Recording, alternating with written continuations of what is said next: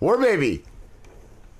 I'm here. You are there. War Baby from the Murderous Minors podcast. Yes, indeed. How did you get the name War Baby? I gotta know. Oh, well, that's my actual nickname. My parents met during the Vietnam War. My dad was a soldier, and my mom was Vietnamese citizen. Wow, and they fell in love like that? They fell in love. They have a bunch of kids, and they're still married to this day. That is so cool. So cool. They always just refer to you as War Baby. That is amazing. Wow. Are you the oldest of their children? No, I'm actually in the middle. There's 2 older than me and 2 younger than me. So, did you guys ever, was anyone jealous that you got that nickname of your siblings? well, it's something that kind of developed more when I was a grown-up. It wasn't really too cool to be, mixed race, part Vietnamese, any of those things like in the 80s, I was gonna say back then, you would definitely catch some shit for it. It's cool now, but it wasn't so cool then. Wow. Amazing how that happened. How did they communicate? Did they both speak English, or did your dad know Vietnamese? How was that like? Well, my mom, she's really good at English now. She was pretty decent at English then. And my dad is pretty decent at Vietnamese. He was over there for a couple years, so I was wondering, if you would pick it up if you were over there. Yeah, and he really did. And wow, they have a house there now that they visit every couple years that they built a few years back, and so they definitely go back there like it's vacation. Fucking weird, dude. Yeah. Have you gone with them before? Yeah. Oh yeah. Have you ever been over there? I haven't. We've been planning a trip, but there's a bunch of siblings, and we all have a bunch of kids, so it'll literally be like 25 people. Yeah.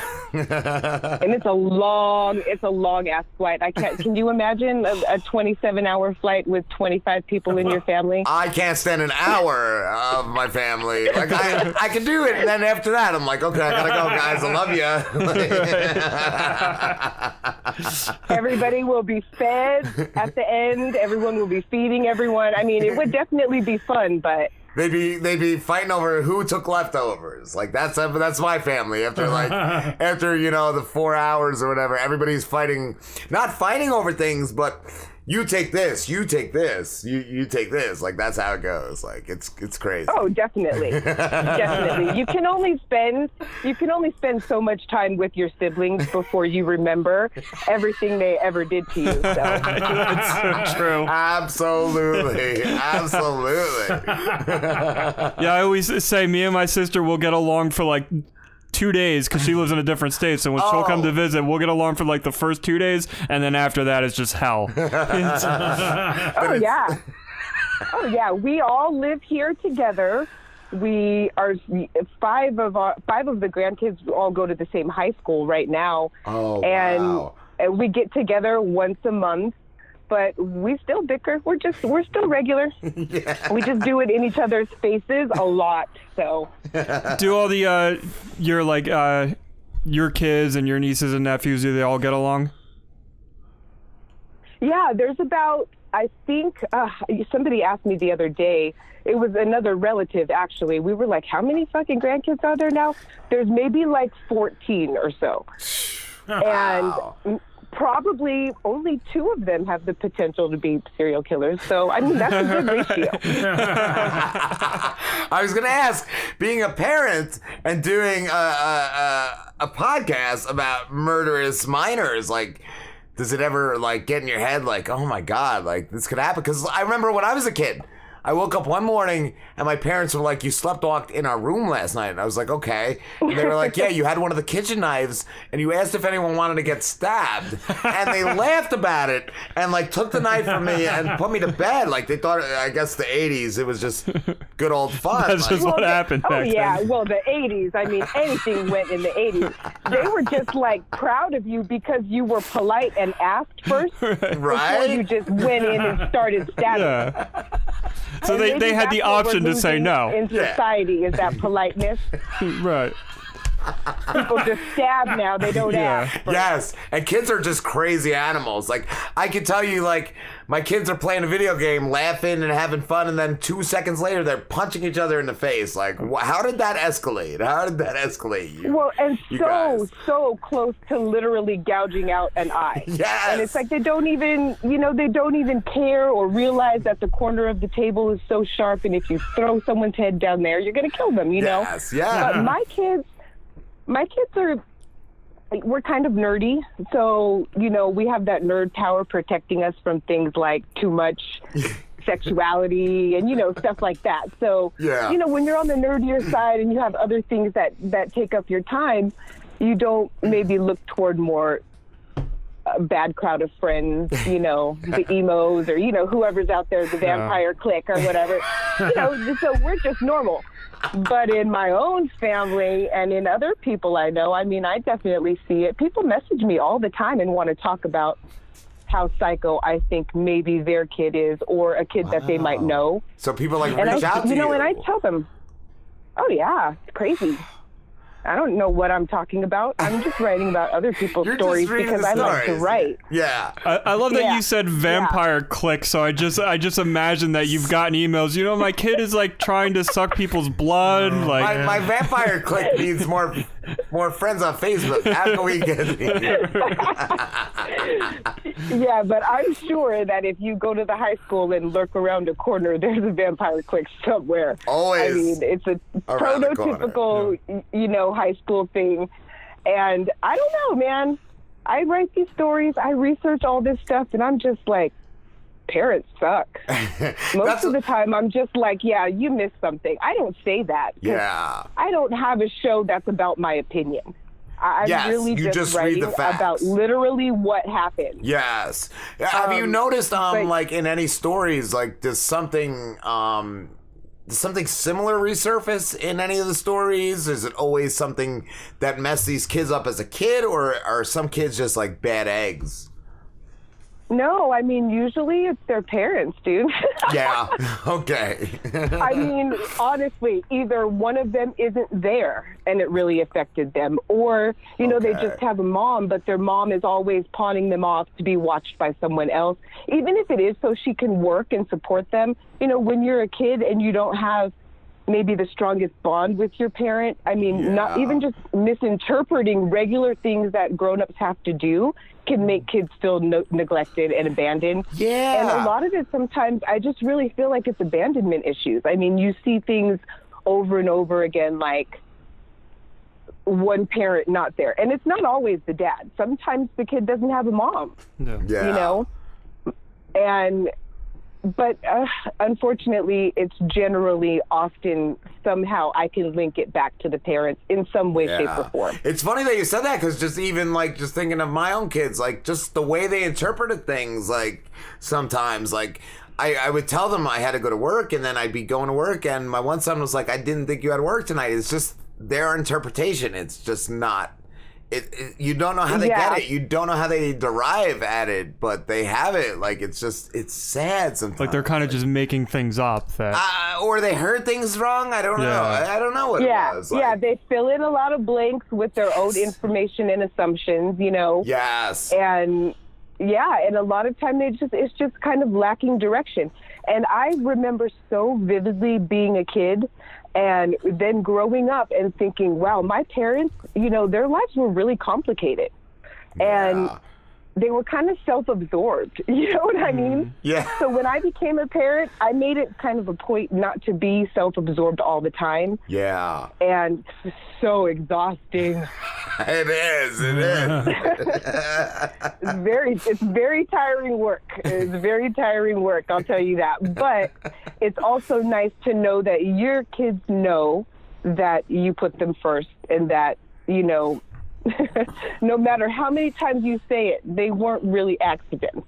Yes. Okay? It's just a joke. It's just when I get really mad. I don't know how many kids you have either, or maybe, but like once in a while, do you ever call the one kid the other kid's name? Like, it's crazy. Like, I'll be like... I'll be talking to my one son, but calling him the other son's name because he's making me mad like the other son usually does. So it's like, it's interchangeable. Oh, yeah. And don't ever say you're being such a so-and-so your sibling's name. I got daggers for that the other day. Oh, you're So being... sorry, my bad. You're being a real Sorry, you guys are slim. related. Yeah. Stop being like Slimothy. Stop being a slambo. Stop being Rob. Yeah, exactly. Yeah. Oh, I did listen though to the newest episode you had up. What was that called? The Center Line? Oh, yeah. Did you get all the way through? Did you hear her apology? It infuriated me that it was not an apology. She just couldn't apologize for the fact that she killed the person's, child and wife. It was just she's like, I feel bad that it happened, but I never would have did it intentionally kind of thing.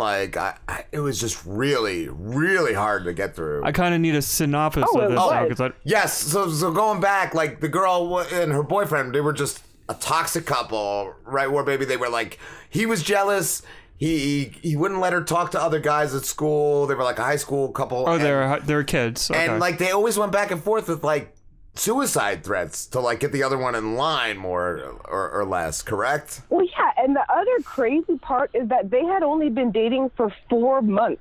That's it? Their relationship reached this type of level in 4 months. Wow. Which is why when he saw her journal and she had dated his best friend previously, it had only been a couple months before that. And that's why he was so upset, because the time frame was very small. So the emotions that she showed in the journal, I mean, it only been a couple months. You can't just get rid of that stuff, Yeah. So that was his biggest issue. It's how can you be in love with him 4 months ago and now you're in love with me, Yeah. But can you even fathom 16-year-olds threatening to kill themselves with guns? I can't even. No. And I so can't what even she did? fathom What did he do? He broke up with her because it got too much or something, and she called or was texting him while driving 80 on the freeway, on the highway. Right. Driving 80. Yeah, they were at her house, and he saw her journal, and it had some stuff about her ex-boyfriend. So she literally went to drive him home to his house. She dropped him off, and then this accident occurred when she was going from his house back to her own home. Yeah. And it was about 3-4 minutes from when she said, I'm going to cross my car, I'm going to crash my car, and all this kind of stuff. And then she literally did. And she did it. But her head injury was so traumatic that she received that she had no memory. And so that's why she says she can't really apologize. But it's but can't you put the evidence together? It's fact. It's fact that you did that and these people are dead. You can at least have the decency. She kind of fesses up to it on Dateline. Okay. I didn't play the clip, but I transcribed it. But she still doesn't say the words. That's it. Even in the clip, you hear her crying. You could tell inside, part of it feels bad, but she still just won't apologize. And that's all the people wanted to hear. She feels bad for herself.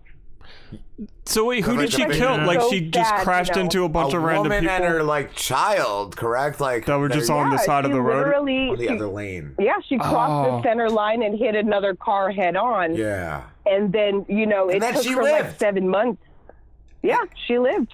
And the lady was pregnant, and she had her 13-year-old son in there, and, she left the husband at home and stuff. Yeah. And so then, then there's her parents. And I was just I hope, neither of them listen to the Rob and Slim show. Not I don't want people to listen, but them particularly, because I'm going to say that. You're going to have a stance on it. They really pissed me off. It just was so convoluted, too. At one point, wasn't her father or somebody else suing the boyfriend and that it was his fault that she did it and that it was also the highway's fault because they didn't. That the highway's fault, of course. It was who he sued was the victim. He sued the victim's estate. Yeah, that's what it was. The actual dead pregnant woman. He sued her. And say he didn't. And it was was supposedly a preemptive strike on the. It was a defense team tactic to try to say that they can't tell who caused the accident. Yeah. So then he later said, it was just to secure homeowners insurance money. If she was found not guilty, then they could recoup some of her medical bills. But while she's in prison, her brother dies in an oil field accident. He was fracking up in one of the Dakotas, whichever one has the back in oil field. Yeah. And a piece of heavy machinery hit him, and he was killed. And then the father subsequently also sued that company. Three companies, I believe. He's just looking to get a dollar or whatever. Yeah, like wow. Or he's just, they're just like the most unfortunate family ever. But yes. Wow. Ooh. Wait, is she? And this is. Is she like? What is her everyday life now? Do you know like what she's doing now? No, but she got released back into, regular society. So she's going to be on probation. She's on probation for a long time. Yeah. So I think 2041 or something like that. Wow. So yeah, it's pretty upsetting, when you've only been driving for 3 months for something like that to happen, even to just be texting when you've only been driving for 3 months. I mean, the amount of texts that went back and forth between them was crazy. It was alarming, yes. When you were reading it and then you said it was only 3 minutes, and the amount, like she just said, the amount of text, and how long they were. It was you just pictured it going on for an hour or something. She was just completely at fault. There was she wasn't doing anything right in this situation. It wasn't just bad weather moved her into the other lane. The most coincidental thing to ever happen, ever. That you're going to say that you're going to do something, and then it occurs, and then you say, I don't remember if I did it or not. Well, I mean, obviously you did. Yeah. Because you said you were, and now the two cars are, together. And this is why I say keep them nerdy. Keep those kids nerdy. 15-year-olds don't need to be dating. No. And they don't need to be having illicit love affairs with suicide pacts, Yes, no. That's for when you're in your 40s. That's when I started. So yeah, that's for when you're married, go to work and whatever. That's you've earned that. That's what I got going now. Yeah. Right now, as a kid, just watch some anime, play some video games, card games, stuff like that. Yes. Comic books. So I'm still in that phase, and that's why he's safe. Yeah, that's why I haven't tried committing suicide yet. You got to earn that stuff, man. You just can't come out the gate being crazy. But she was also, I think you said, a really good student. It was just she never showed signs of that kind of thing, correct? I mean, yeah, she was definitely book smart and intelligent, but also hot. Oh. So that doesn't help. No. It doesn't help. You got to keep them frumpy. You put the glasses on, the braces, whatever. Try to keep them short. Whatever you have to do, because I'm telling you, those aren't really okay. So they might be doing the school shootings, but I'm purposely not covering school shootings for a while because it's not really having any effect on our society anymore. It's just oversaturated. I had originally planned, I was season 2, maybe starting at episode 15, I'll do a good 12 episodes on school shootings. And then 4 happened since I had that thought, and I was just I don't think it'll have any kind of impact, Yeah, it's weird. I don't know. Are they ever going to stop? Or is it just I don't get it. I don't get it. No, I really don't think so. No. It's a rough situation. I don't know if there's any remedy at all for it at this point. I would say maybe mass medication. It's a people problem. It's not a gun problem. It's not a school problem. It's a people problem. Yeah. I mean, unless they start giving everybody Xanax or something and people chill the fuck out. I tried that on the show. I found a bottle of pills on the bus once, and the guys wouldn't take them. Or maybe I tried doing that. But as long as people are in charge of other people, it's just going to keep happening because there's not one reason. Each person is individually fucked up for their own reasons and doing it for their own reasons. Every single shooting, not just in schools. not just at YouTube or Las Vegas, just everywhere. So everyone's individual reasons that makes it okay to them. Yeah. And you can't do anything about that. Even if you take away guns, it will just be mass stabbings or mass something else. You can get a hatchet and just... You hear it, yeah, like even in Europe and all, yeah, the stabbings or any other country that doesn't allow guns. Yeah, well, people drive cars into crowds now. Like, that would become just a bigger thing, I bet. Yeah, that's another big thing. Exactly. That was happening, like you said, with the school shooting. That was happening, like, I'd say every month or two at one point. For a while. Yeah, it's in New York City. Yeah, that would be the new thing. Like, it is. It's just not about. It's not about the guns, and school shootings. It's not about guns because take away guns. Well, we can still make bombs. What are you going to take away? Fertilizer? You can't take away everything. No, there's always a way. And no one is taking my fertilizer, damn it. What is the best fertilizer? Because I had a gardener on a few months ago. I asked him if the red or the brown, what mulch is the strongest? This guy, he didn't answer. He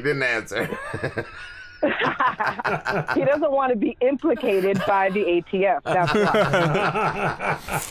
why. I was surprised, too, to see that. How many episodes are you in? You're only like 10 or so episodes in, correct? I'm 10 in. I'm about to release 11 tonight. Wow. A very heartwarming, heartbreaking story. It's not heartwarming in any way. No, I was trying to come up with a way that it was. I picked up the sarcasm. But pretty much he got arrested when he was 11 and, had to stay in juvenile detention until he was 18. And pretty much said he was innocent the whole time. So I came out of this one a little foggy. I was going to ask, do any Not stories... entirely. Yeah. Do any stories really rattle you? Not entirely even sure. Like, is there any story like that's really rattled you that you've covered? I did an episode a few back. There's a story of Josh Phillips. I did an episode called Yellow Ribbons for Maddie. And in Jacksonville, Florida, back in the late 90s, he was 14 and he killed his 8-year-old neighbor. And he had her under the bed for a week, under his own waterbed for a whole week before his mom found her. So he's like 33 now, and he went up, so in 2012, the Supreme Court decided that juvenile life without parole was unconstitutional, so they've begun to retry a whole bunch of kids. He had his resentencing in November, and he was resentenced to life in prison because he can't give a valid reason for the chain of events that took place. You know what I mean? Yeah. You're just fucking psychotic. Sociopath or whatever. Yeah, like that's not. You're not allowed to get away with something just because you were a kid at the time. Like you still should have some sense of morality even at that age. Yeah. Ooh. I mean, like, you say you hit somebody with a baseball bat and they go down and they die, okay? Like, that's one thing. But, he hit her in the head, she didn't die. He strangled her with a telephone cord, she wasn't dead. He stabbed her multiple times, only then did she die. And then he slept on top of her for a week. So it's just like, it's not forgivable. No. If you can't even vocalize what you were thinking when this happened, then you may not be able to be forgiven for that, Yeah, that is kind of unforgivable. Yeah, like, The one, before we end this, the one I kept thinking about when we were talking earlier about, like, the teens and suicide and that other case you guys brought out, the one that really rattled me that I heard a couple years ago was the one with the girl who convinced her boyfriend to commit suicide, and just like the text messages between them, it was really we covered that, and we may have made a few jokes, but it was really brutal. It was really fucked up. And then like after, and it was like good attention too on the whip. Yeah, because then afterwards she started like, I guess, raising money and stuff for his family and talking about how sad she was about it, and it was just really fucked up. Yeah, that's some twisted shit. She just I'm pretty sure she just went to trial earlier this year. Really? I think so, yeah. Yeah, I'm pretty sure she did, and I think she got jail time. Yeah, I think she went to prison. She's old enough, and that's a real fucked up situation. Yeah, she really, like, you could tell he was not in a good couldn't place even read those text messages. I couldn't even read them. It was so malicious and evil. I couldn't even... And it's just grim how she worded everything. Yeah. Yeah, she was like, we made this promise together, but it was just him committing suicide, not her. Yeah. It was the deal that they made, or things were going to be better. Like, she somehow convinced him that, like, everyone in the world was going to be better off when he's dead. Like, it was really fucked up. Really, really she took advantage of a mentally ill person. Yes. You know? But Exactly. the other thing I don't get is when he did die, how the fuck did she not just go catatonic with guilt? Right? Like, she just went on living her life like it wasn't even, like it wasn't her fault. Yeah. You know? Yeah, I exactly. would think that you would just fall apart, you know? Yeah. Well, baby, we have to wrap this up, but thank you so much for talking to us. I can't believe it's over already. Where can everybody find you? They can find me on Twitter, Instagram, Snapchat, and Facebook at Killer Kids Pod. And wherever you listen to your podcast, you can find me there at Murderous Minors, Killer Kids. Awesome. Thank you so much. All right. Talk to you guys later. Take care. Take care. Have a good one, War Baby. Bye.